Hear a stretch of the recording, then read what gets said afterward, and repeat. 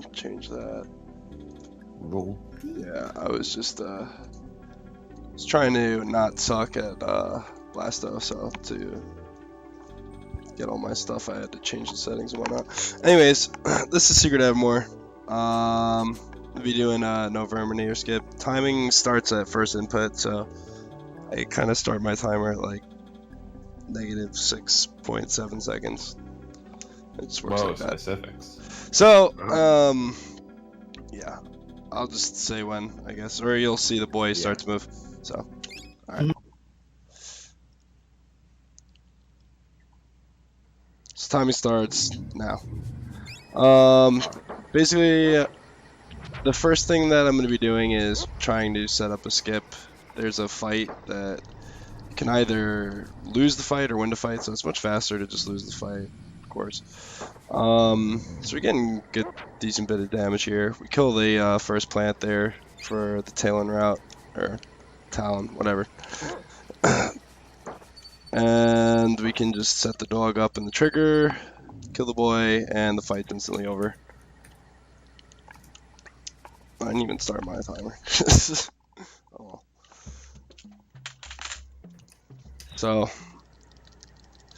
now that's over, we're just gonna go here. This guy's like, oh yeah, you took a whooping, and I'm like, whatever. Do you want to save? Nah, we don't need to save. So we're gonna pick up the nectar. Just mosey on down here, grab some more ingredients and stuff to kill the first boss of the game, and pretty much get through the whole first act while we're low level and underpowered. Right here we can do a trick called AI leashing by having an input on a character and then switching to another character. The inactive character has the chance to continue to move that way. And by moving down a little bit there in that room, we can manipulate the clay.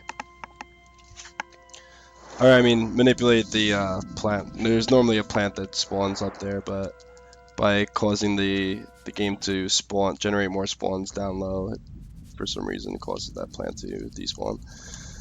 This guy is gonna give us the ring of Jaguar or whatever, Jaguar ring, something like that.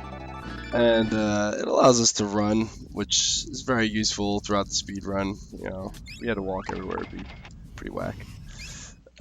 So yeah, just gonna sell him some crap back and just keep on rolling in. So as the dog in Act 1, he moves extremely fast on horizontals or verticals or something like that, I don't even know. Anyways, so we're gonna want him to be leading the way when we're basically just doing a straight path.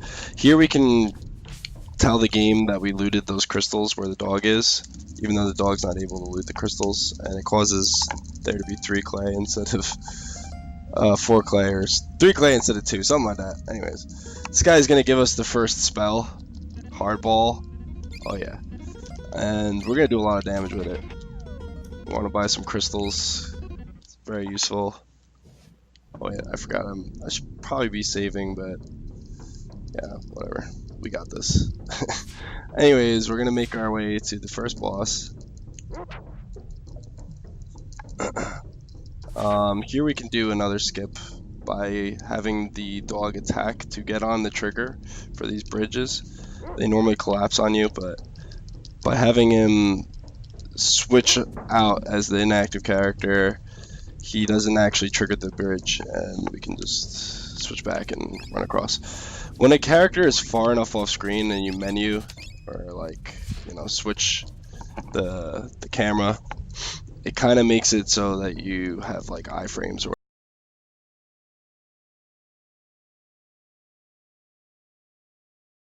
whatever, and you can just move through things. Or not iframes, but like everything's kind of deloaded momentarily. So, just realized I'm doing like kind of the super optimal route here. So there's a good chance that I might really rip and it'll be sad times, but let's just pray we get good damage rolls. Here we're gonna set up a glitch called Thrax Intro Skip by having the boy in the trigger for the left room right there, it kind of makes it so that he starts to walk left as you're entering, with the dog as the active character and switching back to him. Alright, I had to really pay attention there, because this is actually a really good pace. That's the first boss. When the dog is the active character, you can kind of just spam hard balls rather than having to only cast 2, which is what happens when the dog or the boy is the active character. So you can do like cast of 8, and right there by combining the death animation with Thrax and the intro cutscene, you can kind of just free Stoneheart a little bit early there. We got the fast skip by doing a little buffer.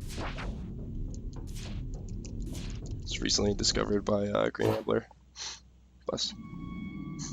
Oh snap. So yeah, we're definitely going to be taking a safety save here.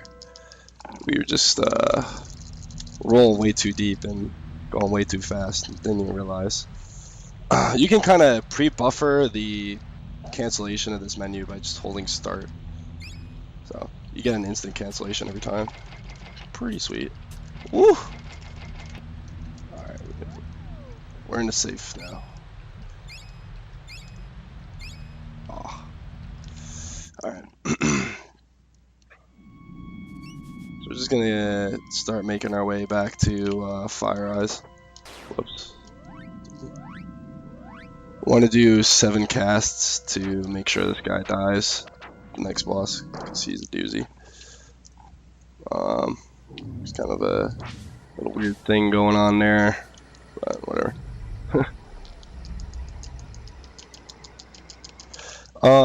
So the guard is still there because we didn't speak to him earlier. And we can just set the dog there in position to talk to him and switch out with the boy, the frame perfect character switch. And by doing so, walking into these huts, for some reason you kind of just, you know, enter the Fire Eyes' hut from the top of the screen. Whatever, you know. Makes sense, why not? It's a Square game. And, so yeah, she normally comes out and they like summon her or whatever, but you know, it's slow, so just do that. She has this long conversation with us, you know, tells us the business. And they're like, oh, I can help you get back or whatever, or something like that. So it's like, alright, cool. She gives us some call beats because, you know, they didn't have cell phones back then.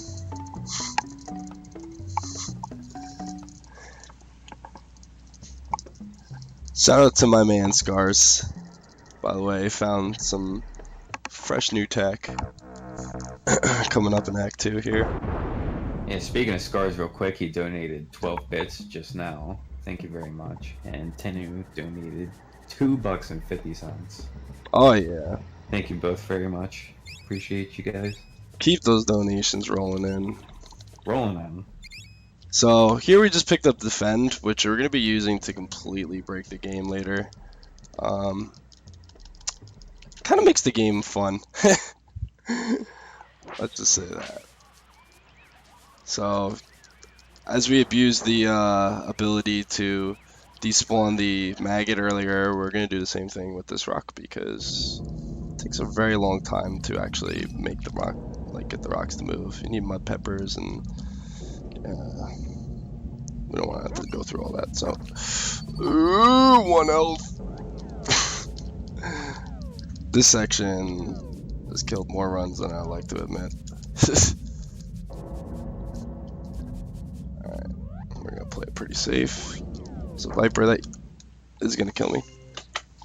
So, it's a good thing we saved, I guess, but it's gonna lose a bit of time here. Though.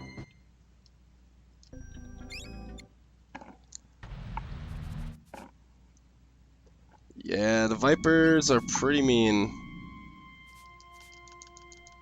but should be all good. Not too big of a time loss.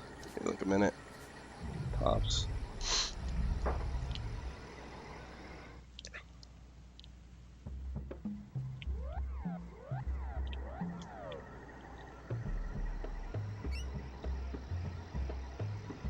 So we're gonna just roll back in here through Fire Eyes' hut, top entrance. But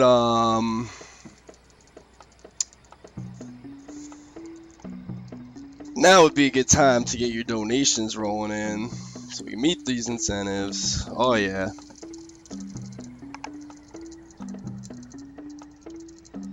Let's see, what kind of dope incentives do we have going on here? Where is it? Where do I find it?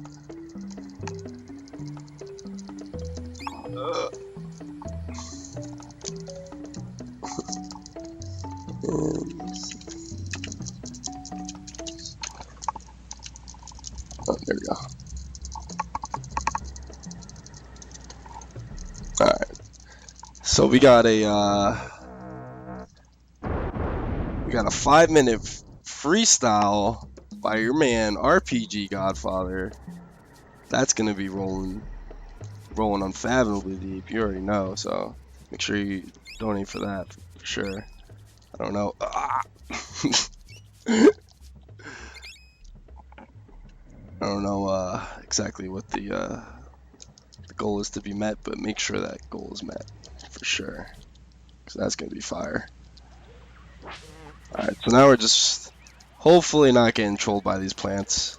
Alright, that's what's up.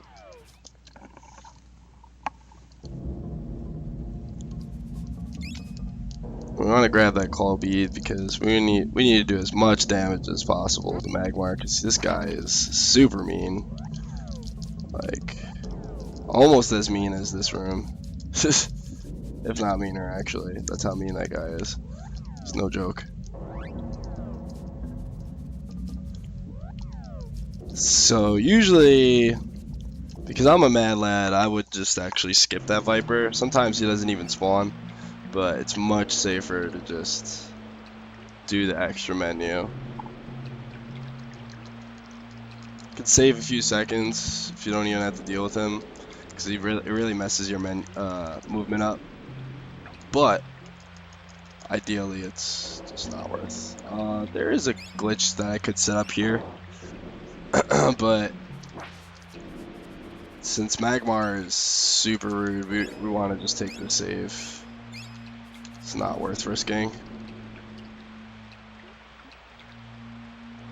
I still got perfect movement. Normally we don't even do that anymore. We just do everything off screen by walking into the trigger. For some reason that the room is like all connected, so you can still move around when you're going through the pipe or whatever. And by triggering that with the boy and then stepping on the switch with the dog, we can actually move the dog off screen. Like at the end of the animation. It saves like a second if you do it perfectly. This is Magmar, the evilest of Pokemon.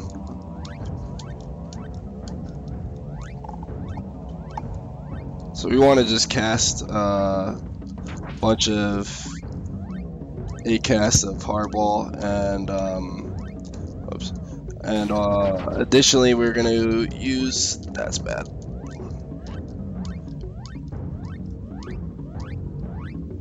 Additionally we're going to use call beads at the end.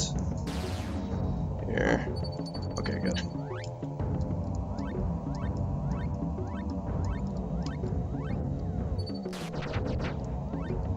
Ideally, you do not want him to see him cast Heat Wave until the very, very end, because he's going to cast Heat Wave no matter what. So you want this to be after all your turns. But messed up a little bit. But we're looking good, getting good damage rolls.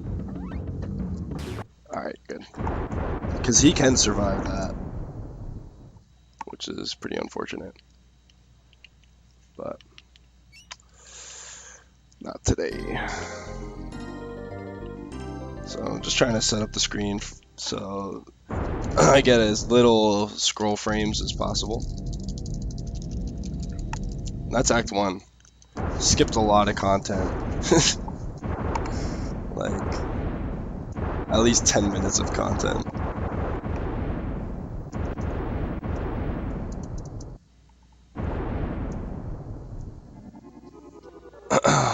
legit in trading card game, but Secret Evermore guy is illegit. He is no bueno.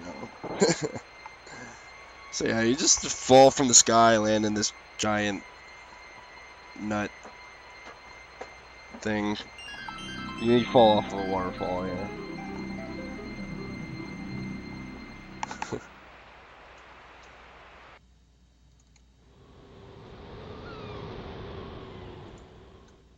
Falling off a waterfall.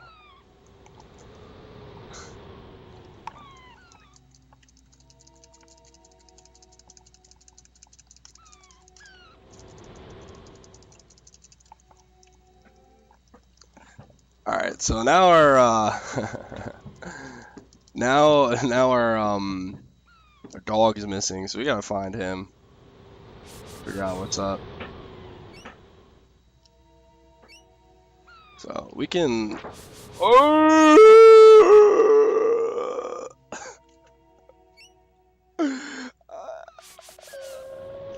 leave me alone. Holy mackerel. So we can call the dog into play by doing a frame perfect character switch.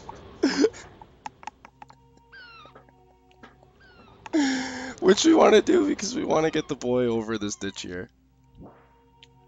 So when you have another party member like we did earlier with the guard skid, we can just leash the boy over this ditch, and we want to do that because we want to get into Nobilia as fast as possible because there's an in-game timer which we're going to be using to that time to set up our glitches. So the in-game timer actually starts from the moment that you enter Nobilia.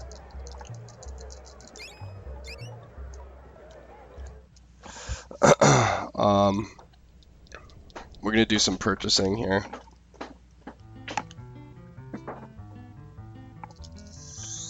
And this guy's going to give us Atlas, which we really need because it's how we're going to get through the rest of the game. And he gives us an Amulet of Annihilation, which we need to cast Atlas. Woo! Alright. So when you load a save, actually your menu place does not save itself, like the state of your menu. Normally throughout the run you can just tell where your menu ring is going to be because of previous menuing and purchases and whatnot, but if you load a save state, everything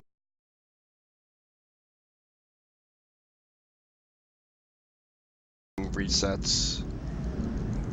But for some reason the audio doesn't reset, and we found out somewhat recently actually that switching the audio to stereo for some reason makes Verminators get more consistent. So, and thankfully that state saves. Am I dropping a million frames because it looks like it?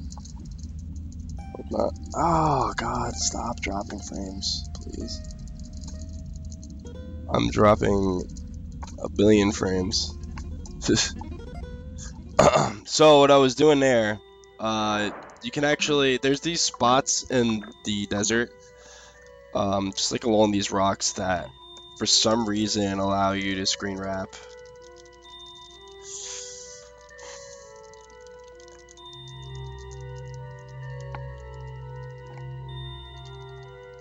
I really don't know what to do about this, but this is really irritating. Like I've been having frame issues. This guy gives us crush, which we need because there's actually still 2 bosses in this game that we need spell damage to kill because they are actually unharmable by physical damage. So we're gonna grind and get 2 levels so that we can set up a glitch called Atlas glitch, or really strong and invulnerability glitch. But we need a little bit of health because to set it up we're actually gonna be taking damage. and getting poisoned by these spiders.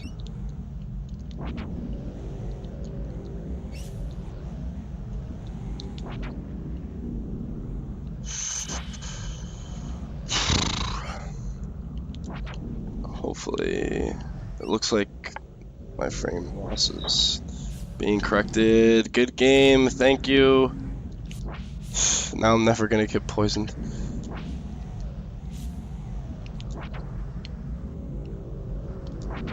Can you die? Holy mackerel. There we go. About to kill another one.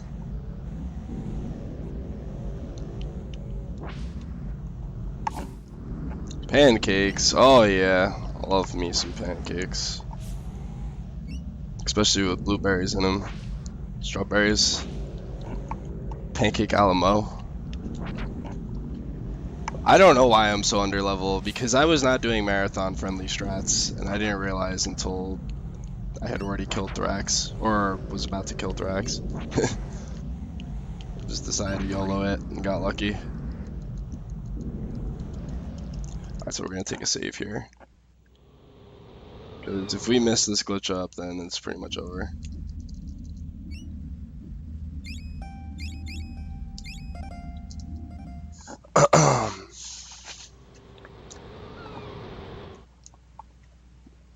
Waffle is the man, though. Shout out to my man Waffle. He can eat his pancakes however he wants. Or his waffles. Waffles, pancakes, whatever. They're both tasty, let's be honest. If you gave me a waffle or a pancake, I would be happy. See, these guys can also just like really troll you like that. Alright. So we got poison. What poison's doing is it's rolling our stats back slowly. We need to get this guy to do exactly just that. So what's gonna happen with the additional pixie dust, which revives us, and these, it's gonna make our stats roll back to an extremely high value, and kill me. Oh, phew. All right. So our stats are gonna be super duper high, and basically nothing's gonna be able to kill us. Oh, or we're just gonna underflow. Yeah, that must have been a poison tick that hit me as I was dying.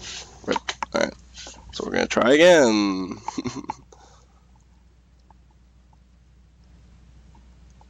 Basically, you want to die as far away from a poison tick as possible, because if you die like immediately after, or as poison is hitting you, your stats aren't gonna have rolled back enough, and eventually you'll level up to a point where you cannot your level is just gonna, you're not gonna be able to hit anything because your values are gonna be like all at 0.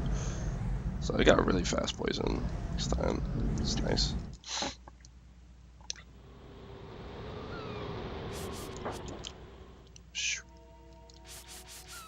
Yeah, not gonna risk it.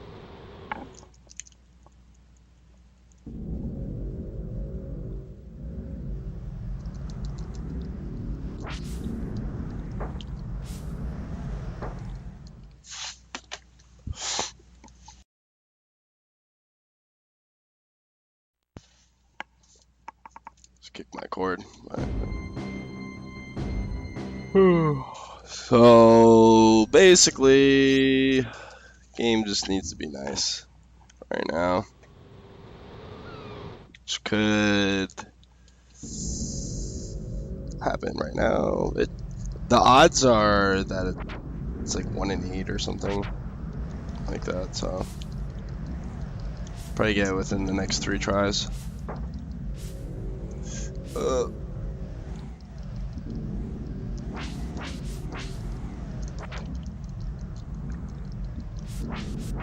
Oh yeah.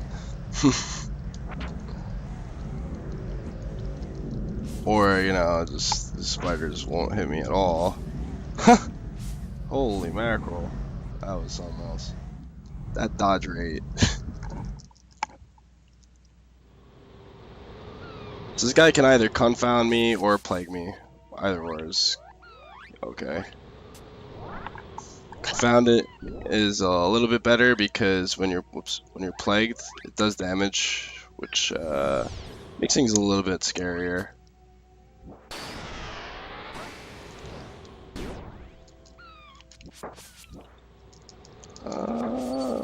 This is really scary. That might have been too soon.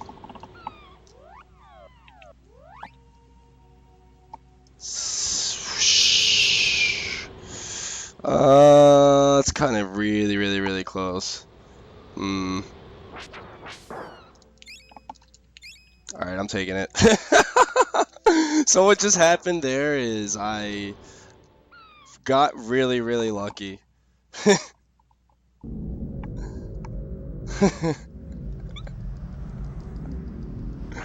I got really lucky. So there's a chance that the game will actually drop jewels like you just seen. So it has a small percentage to drop anything. So you get like nectar, jewels, wings, whatever. And then there's an even smaller percentage chance that it will drop jewels, and if that happens and you pick up an ingredient on the like a few frames after having picked up the jewels or whatnot, it actually gives you the value of that for the ingredient, something like that. Yeah. So, like, let's say if I got Talon's Talon drop and pre-1, and I picked up clay or whatever, I would get like 3 clay or 6 clay or whatever, which is something the task utilizes, but it's just not RTA viable. It's so rare.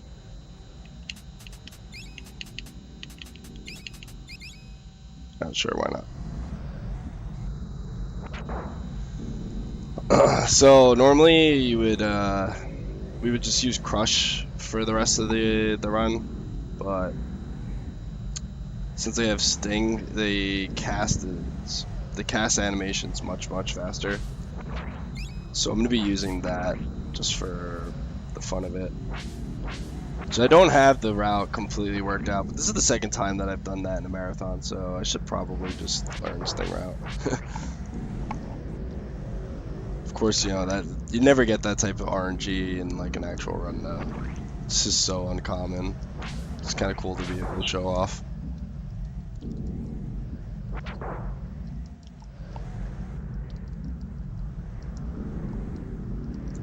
So actually I believe saves around like 8 to 10 seconds if you get Sting first try.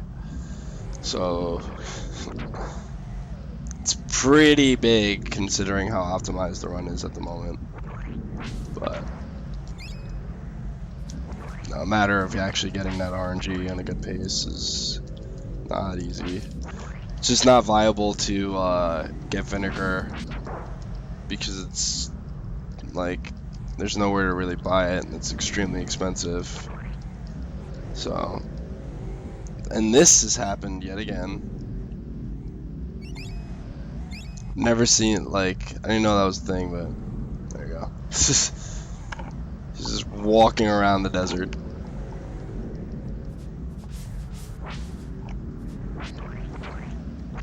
Oh yeah, I mean, if you're going real YOLO, then you'd skip defend, but if you get hit more than like 4 times, then you're already losing time by not getting defend. So unless if you're the task, it's probably very silly. I mean, once you get to the end game, you take so much damage. Carltron's no joke. Don't sleep on him.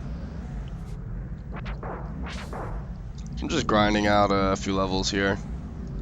Make sure I have enough cash for the ingredients and just leveling up a little bit so that my hit percent chance is much higher. If I do overflow at any point in the game, I should be able to just equip the bone crusher, which is the first weapon that we receive, because the attack power is much lower, so it'll bring my stats back up again, and then be able to just complete the run that way. Shouts to Patches of Houlihan.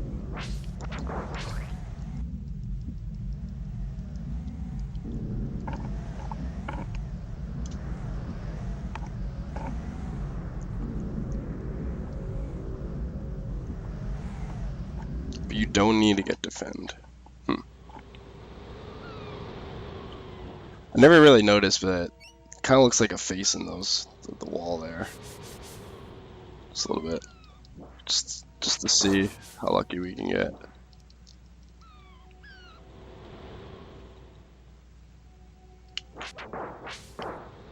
Normally, what you would do is you would cast a bunch of sting. Like you'd have to cast a lot of sting to level it up properly, so that the call beads do enough damage.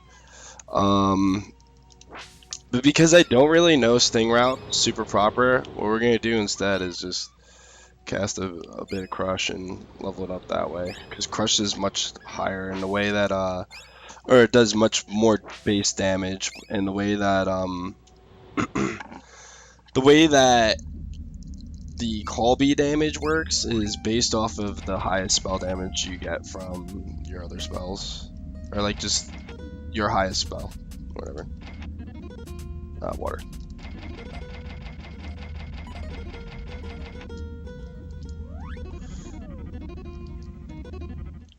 So I got like 40 crush, so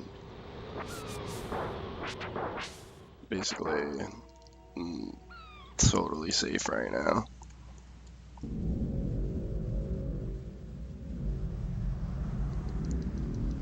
My boy Scars actually just recently pointed out that if you'd be doing crust casts to level your thing up anyway, so it's better to just do it during the market timer because you're not really losing anything since you have to menu anyways.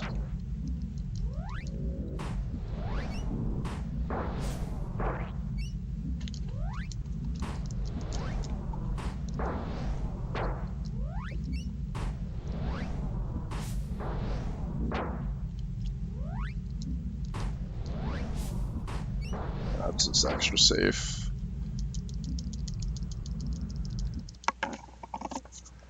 Morning. So here we need to buy some stuff so that we can get an Amulet of Annihilation, because we're going to need it to progress throughout the story later. And yeah, chicken.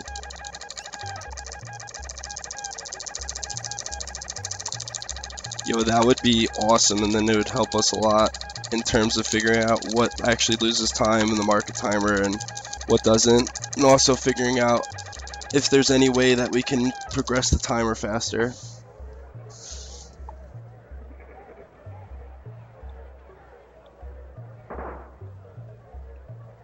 Do not taunt the chickens. Taunt the goats if you want, but leave the chickens alone. Did I buy my amulet?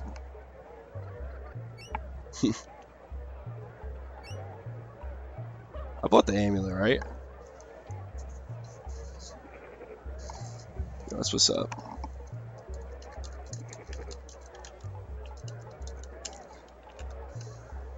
So here we actually have to wait out an in-game timer, which unfortunately we have not figured out any type of way to progress it or speed it up. It's just gotta wait.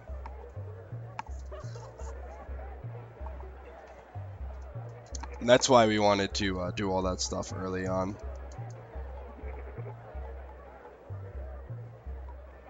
The value is weird. It's not like it goes from 0 to 14.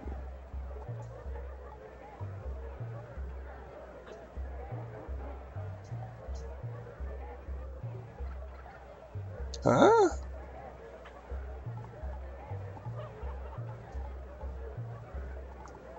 not fully understand that, but maybe it's because there's certain progressing cycles. Like when you enter the screen now, there's more people like sitting there waiting. And throughout different parts, there'll be more or less people waiting in this thing for this cutscene. But you can tell that the cutscene, or that you can progress when the sound dies out eventually. So right there where you saw the dog go down, or the boy go down, instead of just go straight right, that's actually considered bad cutscene RNG. They use a few pathing. This game has a few pathing issues, and and then that cutscene you can actually enter from the very top screen, which will make it 100% consistent, where he just goes down and the right a little bit. And if you go enter from the right, where I did, he will either go down like he did there, which is like 3 seconds slower, or he'll just go straight right. So we can't actually save anymore because we set up Atlas glitch, and if we save and load a file from that, we'll lose Atlas glitch. We're gonna grab these just to position the dog in the camera proper. We want to try to reduce scroll frames. So. And we're gonna be fighting our first boss with our OP powers, Vigor. This fight is a little tricky actually. I killed a run on this fight like a few days ago, so it's not super reassuring, but yeah, I think we'll be alright.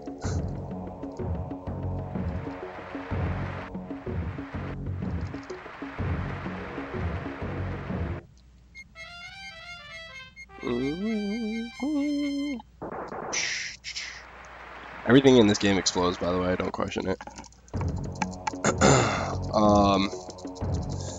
So this fight has a little trick where you can only really attack him after he does like his cheer, like raises his hands in the air like you just don't care.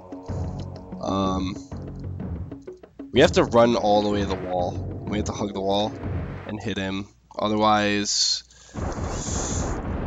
for some reason it doesn't register if you're not against the wall directly. Then we have to wait a little bit so that he finishes his little cheer animation, and then we can just kill him. So that was a perfect fight. This is where you all clap.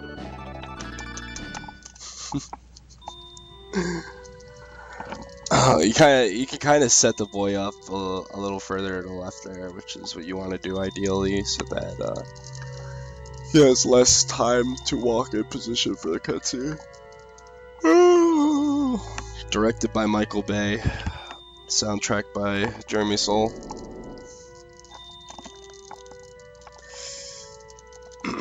It's a very ambient game, or something like that. It's not like a whole lot of super big long tracks that play out or anything, but soundtracks definitely phenomenal for this game, if I do say so myself. So here we're gonna just be making a trip back to Blimp area, and gonna be utilizing some newer tech. Oh, never mind. We're gonna get reverse desert skip first try. So that skip is actually really finicky. It's not super easy to get first try. But by having the dog up top there, if you don't get it, you can just switch to the dog and run up, and for some reason it does the same thing. So we're moving on to the runes, which is like the scariest part of the run, or certainly one of them. A lot of new tech was recently implemented from your boy Scars, where we use the boy to leash over a bunch of triggers that we would otherwise have used the dog in the past, and it's much faster, but it's also can be quite costly. So we have some invisible bridges here. We definitely do not want to fall down. So if we do, we are sitting for a long cutscene. want to just set the dog up properly here too. So, oh, well, that's bad. Like super bad. Do I YOLO risk it? No, I don't.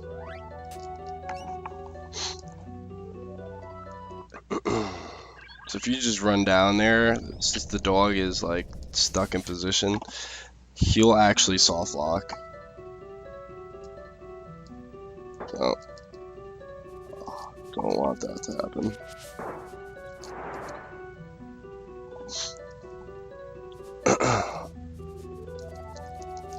But there's backup wings that we can grab coming up in the run in a little bit, so it's not really a big deal. Just doing a bit of navigating around here, trying to get blocked as little as possible, hopefully. And another thing I should probably mention is that notice me running like diagonally with the boy, like zigzags. It's because the boy is much slower moving up and down and much faster moving left and right. So we want to try to reduce his up and down movement as much as possible. So here's a pretty scary type skip, but I'm just gonna go for it. Oops. And we got it, because we're just nice like that, you know. Normally we would switch the boy to defensive to make it skip much easier because he's not running all over the place, but there's a chance that he'll start to just kind of wander around or step on the platform, and that's what we're trying to avoid. Is we don't want to trigger the platform. We're trying to leash the dog over it. So this is the new big skip. Since the boy is on aggressive still, we can kind of just leash him over this trigger here, and if we're lucky,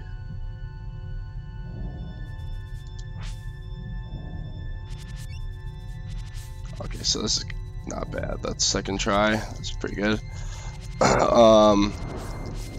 There's a chance he can walk up and then just get stuck in the trigger, and it's pretty bad because you have to wait for the dog to get called over, and he just kind of walks from being off screen, and it's very slow because the dog walks very slowly. But now, since we have the dog by the door, we can just do what we have to do in this room and walk out with the dog, which is much faster. In the past, we would have had to use wings and come back. Okay. Cool. Yo, thank you, Rufus, or Rufres, for the $25 donation. Hell yeah.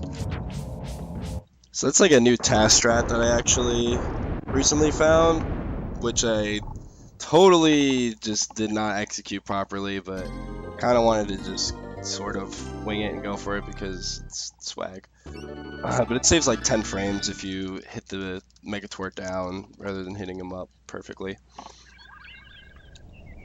Not very RTA viable, but yeah. Now we have the spear, which means we can run really fast. Spear is the fastest form of movement in this game, so we're going to be trying to keep it equipped at all times. Here's a very scary movement. Alright, and we didn't fall in, so good stuff. That ditch is the same as the ditch above, where if you fall into it, you are having a minute-long conversation with our boy horse. We don't want that, so. And that's how you would normally get a spell called Flash, which allows you to see over those ditches, but because we've been playing this game far more than anyone should ever, we just kind of know where they are. Knowing the movement, oh yeah. So here I'm just going to be navigating through pyramids, which is a pretty monk-ass area, but feel free to, if you want to give that shout out, Joe, now would be okay time.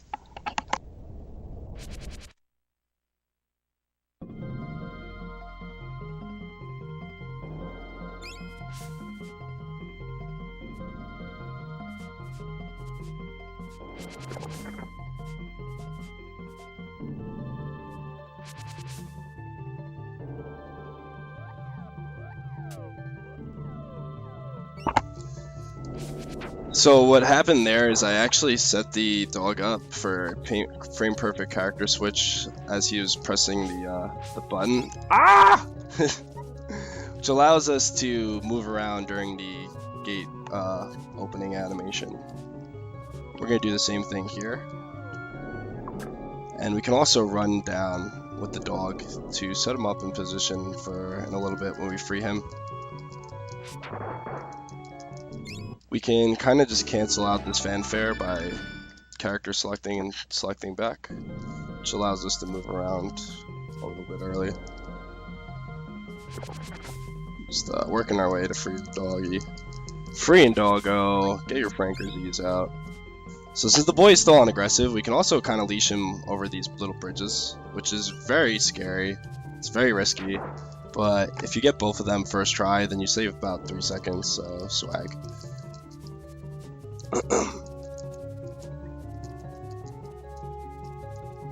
Always save the frames. Oh. So recently just found out you can move around with the dog here a little bit early, so you can kind of just set him in the center position, save a few frames, because the dog moves really slow and you kind of want him to be wherever he's got to go as fast as possible.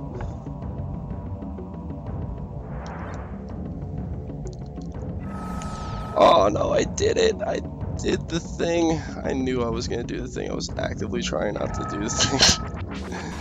So yeah, I'm confounded. I'm supposed to move up for whatever, you know, everything. Controls are reversed. Anyways, I messed up. Because I got nervous like a stupido. Yeah.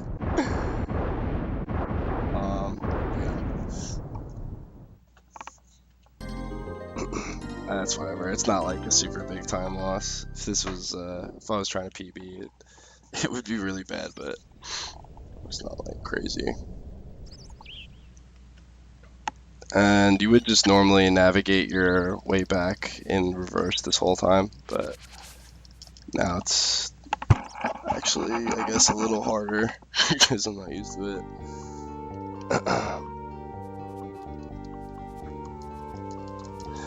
There's a super big skip coming up here, which we kind of just need to get lucky, so pray. Hey, we got a really good skip. So the boy's movement, while he's like inactive, is far more unpredictable than the dog's. And he can just kind of go all over the place. Like, he can walk upright, which is the worst case scenario because he's walking right into the trigger for that skip, and that skip is pretty big. It saves about like 3 minutes. That's another big addition to having the boy on aggressive movement is when he goes, and it's much faster than having to leash the dog, which is what we used to do. Much safer to leash the dog, but also much faster to just have the boy go right. Coming up here we have Aegis, who we recently, so my boy Green Ambler had found a skip about 2 years ago. And I only like more recently started implementing it in runs and has since popularized amongst the runners because it's pretty free and it saves about a second because just how slow the dog moves. But these bridges on the sides here, we can actually run into them and they trigger an explosion. We're going to be utilizing that with his def, so we want to count to 2, or this is how I do anyways. So white screen, then 1, 2, then walk down, and they can move during the fanfare here. It's just kind of like how, just time it.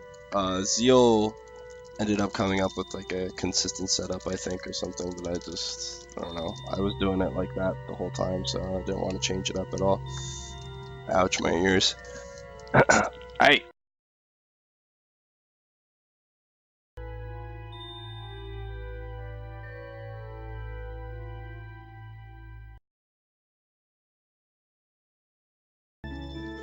Sorry, my headset is pretty weak. So, yeah, now would be a good time to read in donations. It's just cutscenes, and I'm gonna be running around.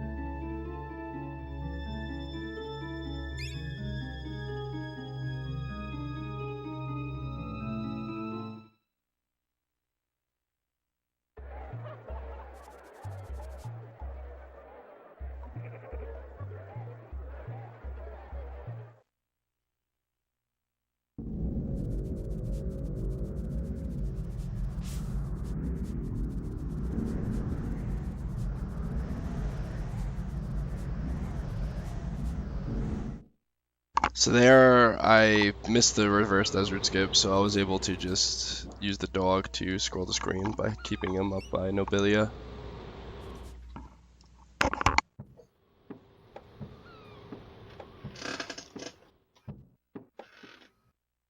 I'm just gonna be making my way through Aquagoth's lair, so, oh, whoops, actually.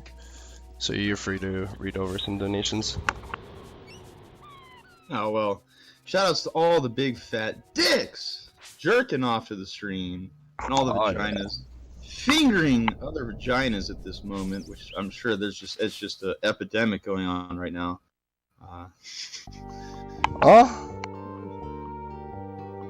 Yeah, I know we've raised $360. So I just want to give a shout out to that, and shout outs to everyone's support. I don't know all the individual, names of people who've donated. I'll get to that later in the marathon, but I do have to go to work, unfortunately, in about 20 minutes. So I just wanted to stop by and say, I appreciate all you guys for stopping in and supporting the marathon.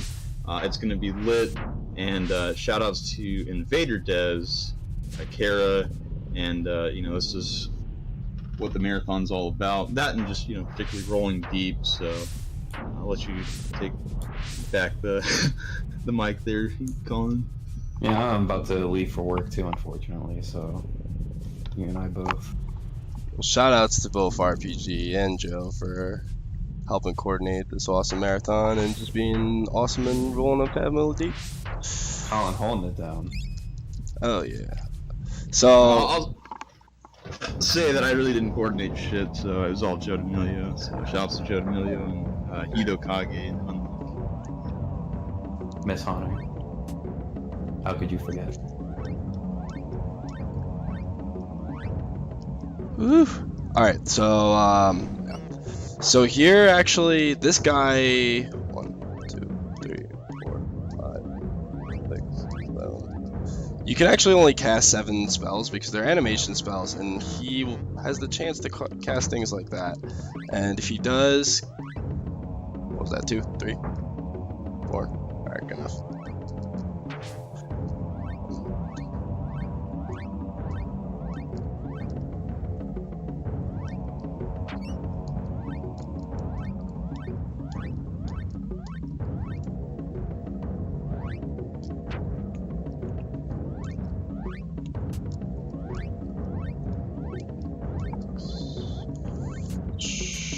Flare, 1, 2, 3, 4, 5, 6. This should definitely kill. So I just made the fight extra long, but ideally you would level up Sting a bit more so that because the cancel out animation is like instant.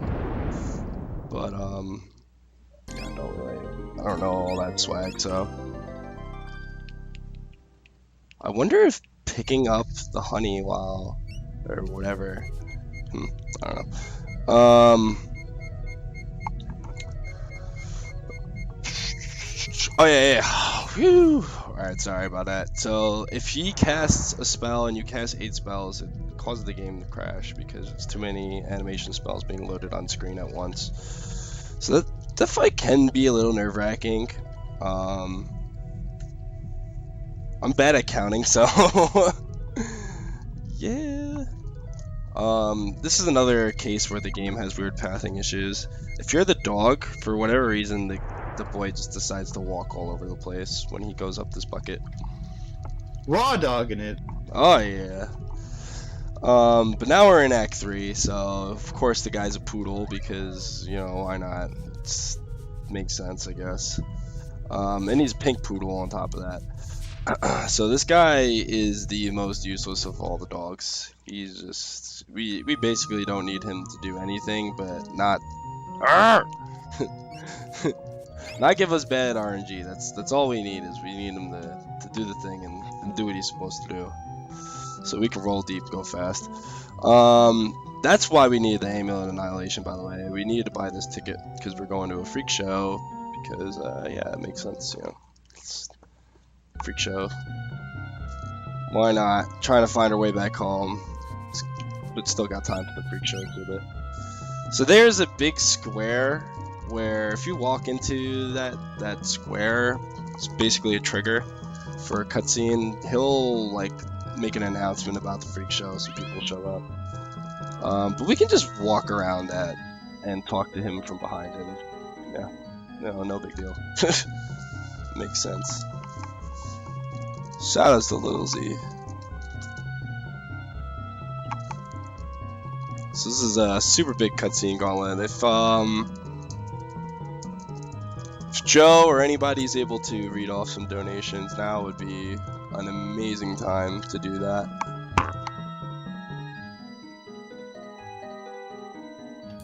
Blah. We haven't got any.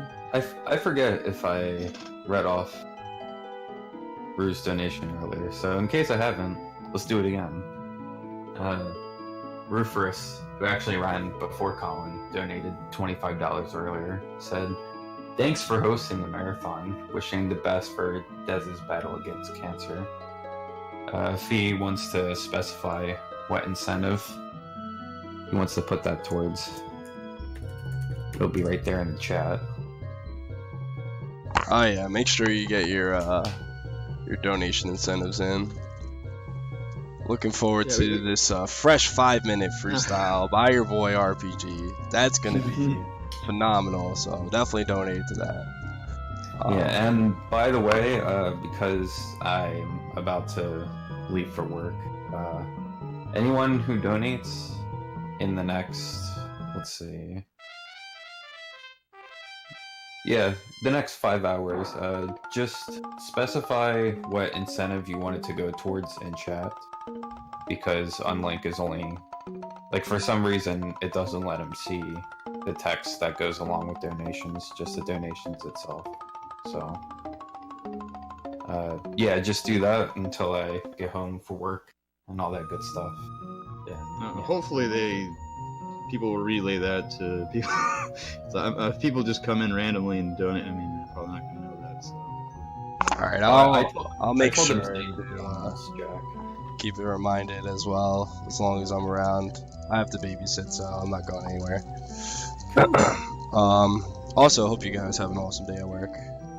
Yeah, thank you. And yeah, I just want to say I really appreciate everyone donating and supporting the marathon. Of course, everyone participating and all that, and everyone who's got my back with the marathon while I'm about to go to work and stuff. So just thank you, everyone, and I'll see you guys in a couple hours when I get home. I mean, and just being here and just watching the stream and just being supportive. So I mean, you don't feel like, you know, bad if you don't have the money or anything. Just being here is honestly, you know, in my opinion, it's a big deal. As long as you're here, or as long as you're rolling deep, you're good. And if you're here, you're rolling deep, so you're good. If you can hear this, you're good. if you can't, then you might need to, you know. So I would like to just point out real quick, you saw me walk down the screen after that text box in the banquet. If you don't do that, you get an extremely long cutscene, and it costs like several minutes, but it's super free, so thankfully we're able to sequence break that. And I just got the quick kill strat on this guy. He's kind of a pain sometimes, but yeah. Another thing, there's a screen coming up here. You'll see I'm going to use the wings, and it's going to say it doesn't work, but it actually does. And what it does is it makes us untargetable. Even though they can't attack us, these guys will still block the hell out of us, and we don't want that. Going to be just running through the big forest maze, so kind of Well, if you didn't know, if you donate if $5, you're eligible to win Perglers. Some raw and deep Perglers made by Megavin. And if you step it up and do a $20 plus donation, you're eligible to win an EverDrive 64, brand new from the one and only Josh RTA, Roland. I actually really want that EverDrive, I'm not gonna lie. I'll be making sure to make my donation soon, TM.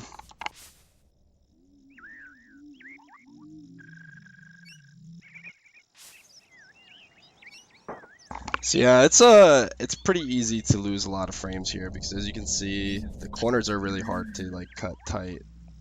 It's just like there's like these trees that are the background, whatever it is, big giant bushiness. It kind of like blocks you, so you want to like cut every corner as tight as possible, but at the same time you can get blocked real easily by nudging. And also these guys will just walk in your way all the time. If you don't pay close attention, you'll be blocked by a dragon, lose a billion. It's no bueno.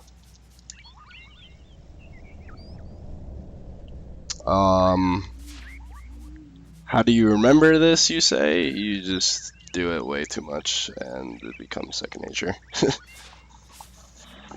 So now we're gonna fight the Dark Link of Legend of Secret of More, and he's really weak, but he has the tangent dodge. So the only real bad RNG that we can get right now is enemies dodging our attacks, getting critical hits, and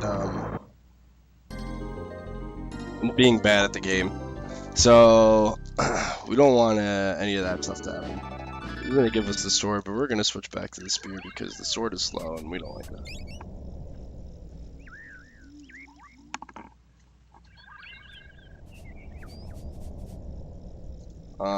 We're making our way over to the next boss, who's the first dragon that we fight, and the far less trollier of the two.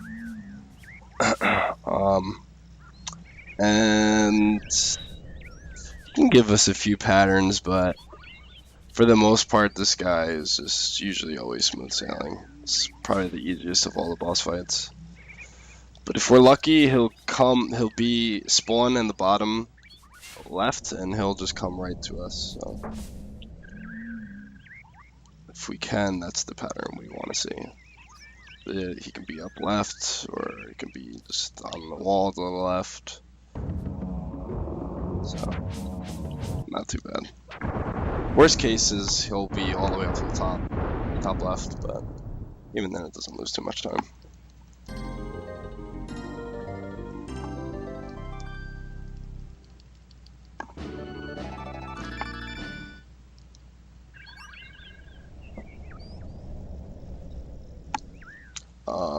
Now we're gonna be making our way through the sewers, which is other essentially big maze. These guys will block us, and they have a chance to drop stuff. And for some reason, their drop rate seems much higher than anything else in this game. So it's not uncommon that you get blocked up in this bitch. But you know, clearly you don't want that to happen. So just avoid prey. Oh yeah, oh yeah.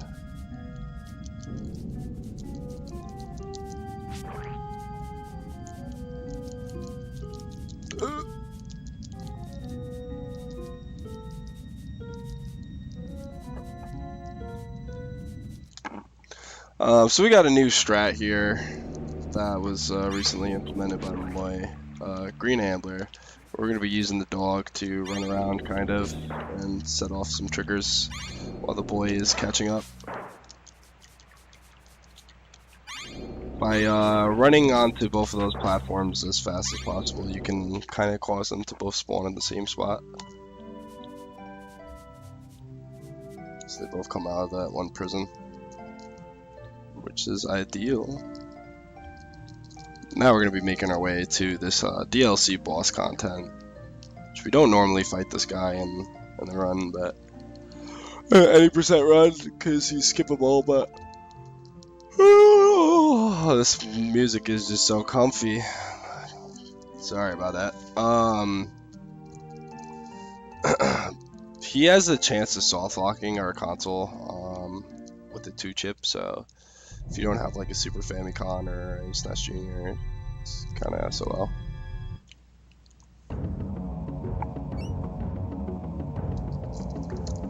This is the other guy that we need to cast spells on, so.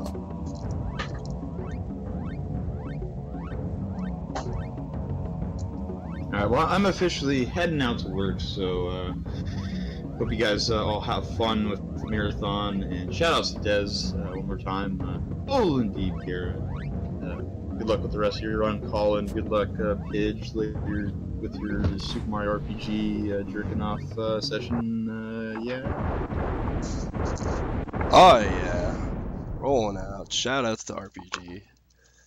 If you don't know who RPG is, he is the godfather of awesomeness, and should definitely donate for that Rolling Deep freestyle that he's gonna be dropping. My man's got bars, so yeah, definitely make sure you get the donations in for that. So here we just killed Verminator, and now we're gonna go to the keep, and this guy's like, oh, there's an imposter queen, or whatever, you're hanging out with the imposter queen, what's up with that, why are you doing that? And we're just like, I don't know, man, I didn't know she was an imposter. Invited me into her castle and then tried to eat my dog, which is what happens when you don't get the banquet skip. Your dog gets like kidnapped and they're gonna cook him, but he's just so crazy that he runs all over the banquet, and you get kicked out and yelled at because the lady's mean. So since we skipped all that, snap. You don't really get that backstory, but she kind of just fills you in, and we mash through the text, so you don't really get to see this, but she's basically telling us like, oh, that lady, she's an imposter, and I need to get my castle back, and I was once from Podunk and got captured and teleported, and here, take my call beads. Thank you. Please call me Camellia. Alright. So now we have the bazooka, which we won't be really using throughout the run, but we can do this. Blast you, son.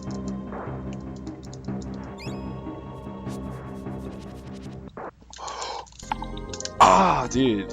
So I guess there's. Yeah, you can. You can like loot those while you get the text box, and you can like skip the text box, but I've never gotten it so far. I think it's where my positioning was, like I was too far away from the drop. But if you pick up an item, like if you get lucky and they drop an item, those last guys, and you pick it up while you kill them, you can actually move around during the text box being opened and just skip that. But it was really, really crazy to see so many drops in that fight. I think like every single one of them dropped something. That was pretty nuts. So this guy tells us about the evil queen, and he shows us his super awesome telescope that we can actually hear through. So we're just listening through his telescope, and we see the queen trying to basically not caring about her citizens or something like that. I don't really know. I haven't read the dialogue in years. But we're like, man, she's really mean. And he's like, yeah, so now you can go do my bidding and crush the mean queen, because, you know, I don't want to do it. It's mad work. I don't blame him. So we go, we pick up the Night Basher, and we're on our way to do his bidding, and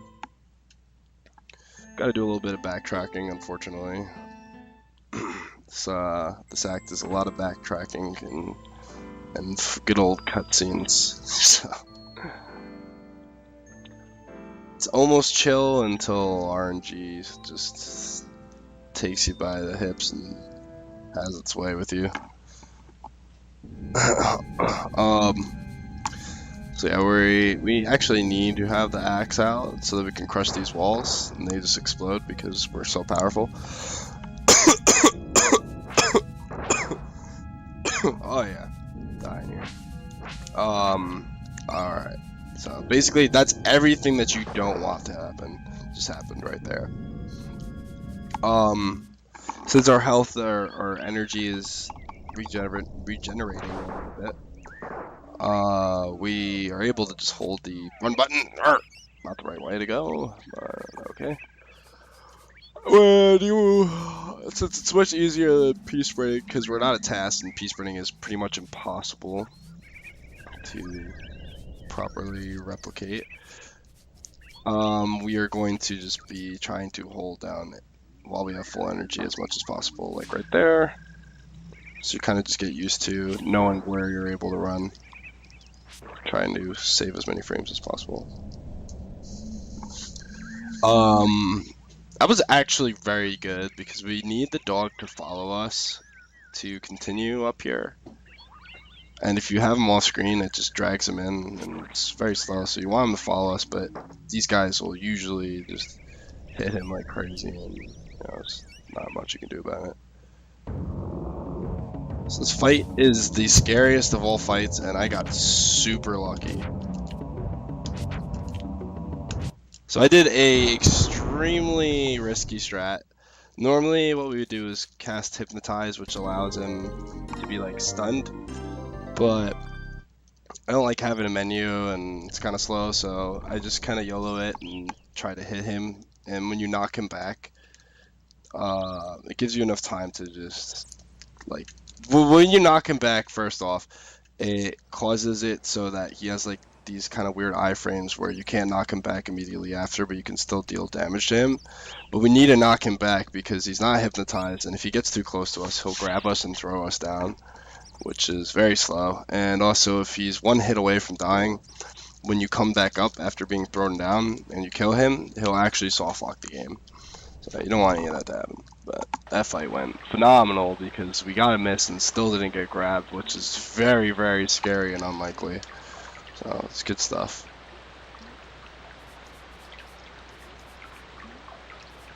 And the tower went really well, actually, so it's kind of making up for a lot of the super massive time loss earlier.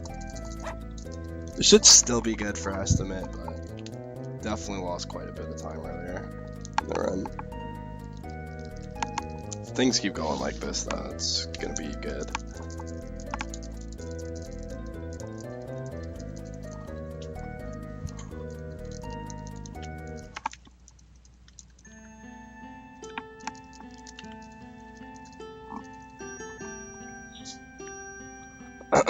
Shoutouts to Doggo. So basically now she's gonna be telling us like, you messed everything up, you weren't supposed to lower the bridge or something like that. And we're like, you know what, didn't mean it, I apologize, because we just apologize for everything. Just like, raises her fist in the air, gets all mad, she's like, alright, you can make this alright, just go do this. And instead we go here. And she's trying to destroy us. Oh no, it's a trap. Should have known. These guys can give you a few different patterns where they walk all over the place. That was actually the best pattern I could get, but I got a crit, which knocked the guy back. It's not ideal, but it's a pretty good fight. They can also come together, and you can kill the other guy, or the first two on the right, much faster, but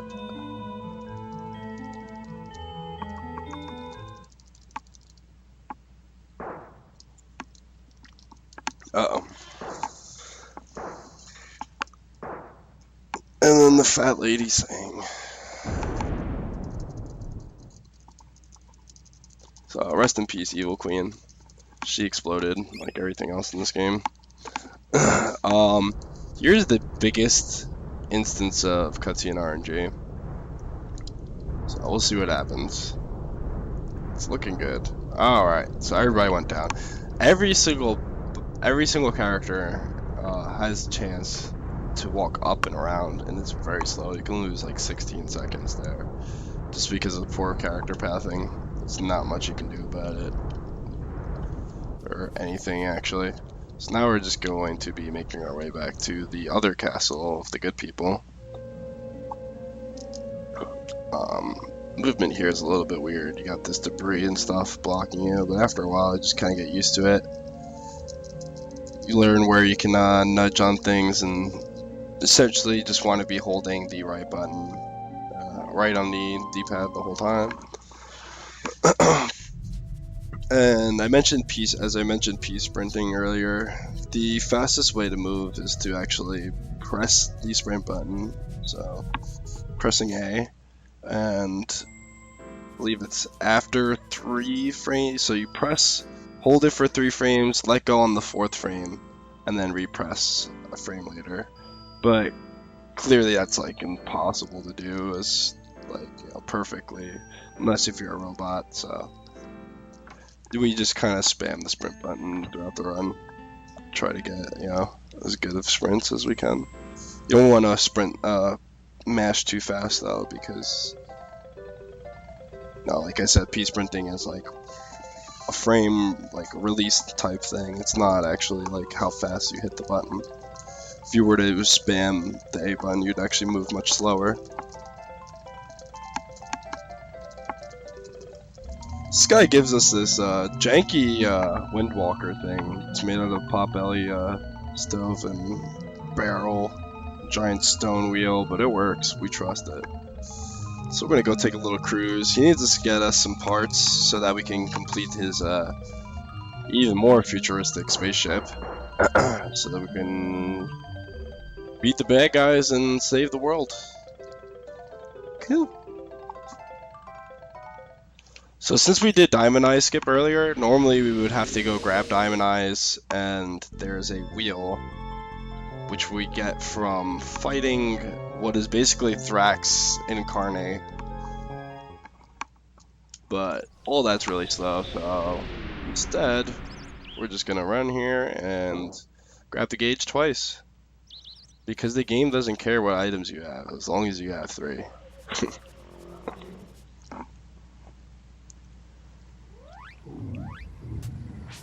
This is why we had to grab some wings earlier.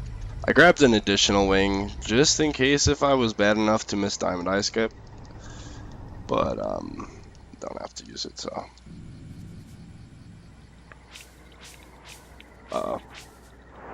well, if you slash the grass there without stepping on it and switch to the dog, you can run the dog up a little bit, which makes it much faster because the dog just walks really slow. So saves about like a second and a half. Shout out to my boy Solar for finding that, but it's not the most free of things, because actually attacking the grass and not stepping on it is kind of weird. Try it again in a second. You get 2 tries.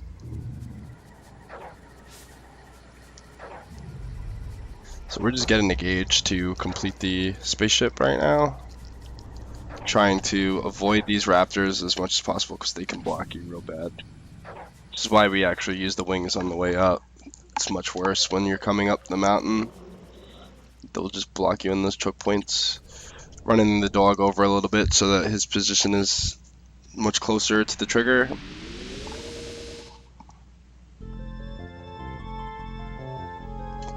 So there's kind of like a TAS only trick coming up here that I'm going to try to perform because, it's just nice like that.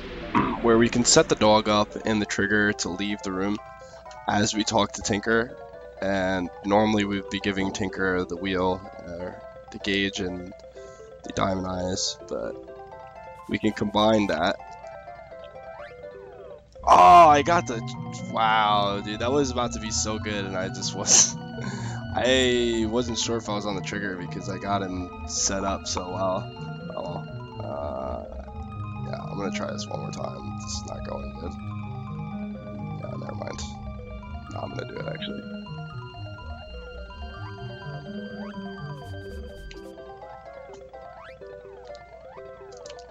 Alright, I got it.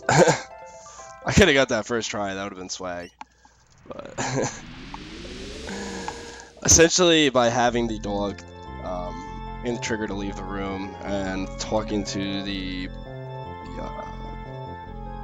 what's his name? Gomi. Is it Gomi? No. Talking to Tinker on the same frame, you give the stuff away without having to actually go through the dialogue box. And it can save like a whopping 6 seconds or something if you do it absolutely perfect, but it's just very close to the end of the run and pretty difficult to execute actually. Like, you saw that I messed it up when I had it set up like perfectly the first time because it's so hard and like so uncommon to just be able to do it like that. I mean, I've done it before first try, but it's definitely, even though you kind of use buffers, it's still really difficult. Obviously, you want to have the dog as close to the trigger as possible because the more buffers you do, the less time you're going to save. So, try to get the little grass swing there again, but just wasn't able to get it, unfortunately. It's not like it's completely game breaking or anything though. Just a little cool new tech. Cool. I mean, I already got to use things, so that's pretty sweet.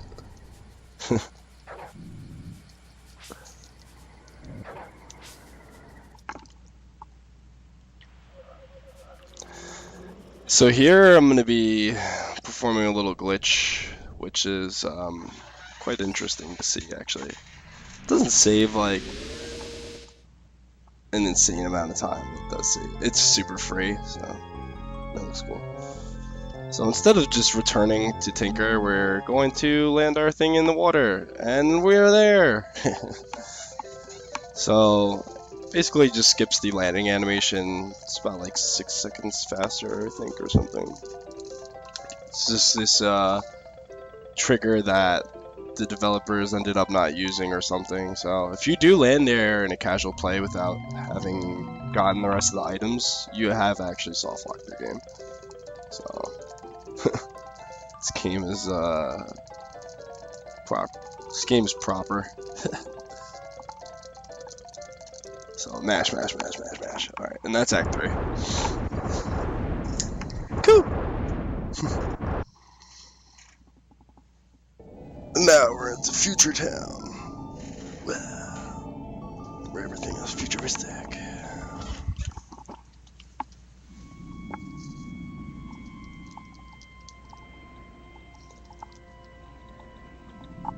Wonder what the dog will look like this time. What? He's a toaster! The toaster dog is awesome, and the reason he's awesome is because he can do this. Notice how his energy is at 0, but he's still moving at unbelievably remarkable speed. We're going to use that speed to break this game in a little bit. So, as awesome as Act 4 looks, unfortunately, we are not going to see a single bit of it.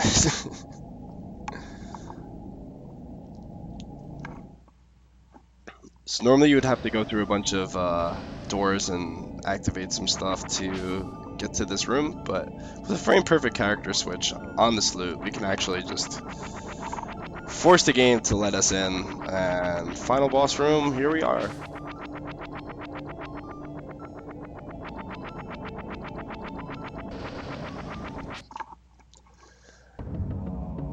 And for this section here, we'd have to destroy these fans, normally by attacking these bombs up and having them hit the fans. But since the dog is so fast and has infinite amounts of run, we can just run up there with the dog and call the boy into the screen.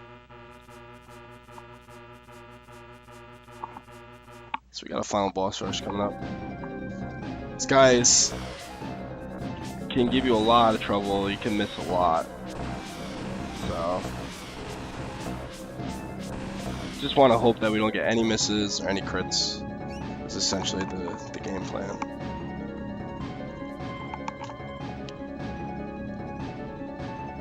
Kind of set the dog up as like a wall, so that if you do miss the raptors, they don't run all over the place.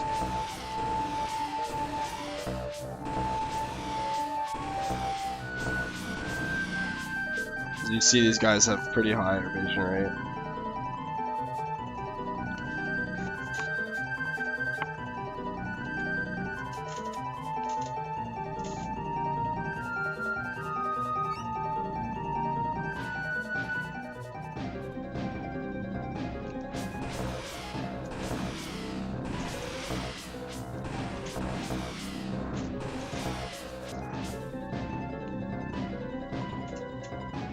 We got some evil Rinsula guys coming up.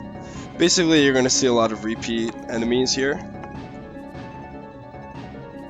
Just in much stronger and metal form. Hey! Hey! Again, some good RNG though. Dog died, unfortunately.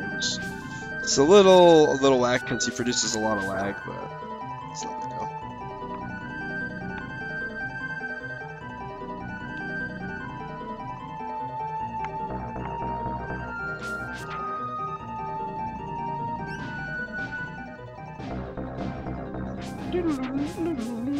Shout out to the music. Oh yeah, this guy is the reason that this game is, or the world record is like unbelievable, because that 95% of the time happens, but you want to have him like not dodge at all. Die. Okay, that's bad. That's pretty slow. Oh yeah. I'm about to save everybody. So this is Metal Magmar. He's a much bigger pushover than he was earlier in the game. And then we got Carltron, the big bad antagonist. So time's gonna be coming up on final hit in a little bit here. You're gonna see a level up. We bring him to the left to reduce lag by the explosions. Time.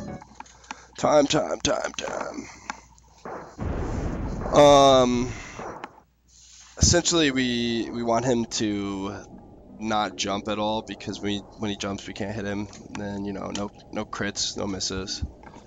Try to bring him over to the left to reduce the explosions, which helps reduce lag, but so that was okay time considering everything that had happened. It's pretty nice.